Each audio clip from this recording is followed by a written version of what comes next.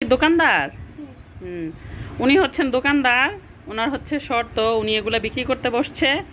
ওনার শর্ত হচ্ছে যে ছন্দ দিয়ে মিলাইয়া পণ্যগুলার দামের সাথে নামের সাথে মিলাইতে পারবে, তাই হচ্ছে উনি ওই পণ্যগুলো তারে দিয়ে দিবে। আর যদি ছন্দ না মিলে তাহলে হচ্ছে ওনার কাছ থেকে পণ্য কিনে নিতে হবে। কি তাই তো? আচ্ছা, তাহলে আমি বলি, আপনি রেডি? আচ্ছা ঠিক আছে। এগুলা কি ডিম না? এখন আমার ডিম দিয়ে ছন্দ বলতে হবে, আর আপনি আমারে ডিম দিয়ে দেবেন।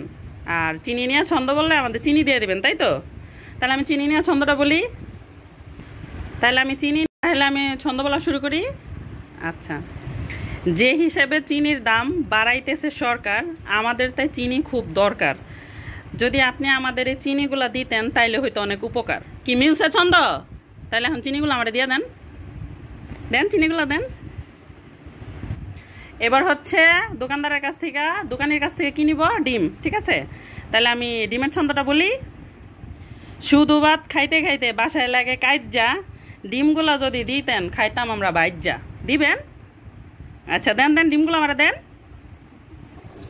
দোকানের কাছে আছে শুধু কলসি, আমি কি কলসি নিয়ে ছন্দটা বলবো? বলবো না? আল্লাহ, তাহলে আমি নিব কিভাবে? হ্যাঁ বলবো।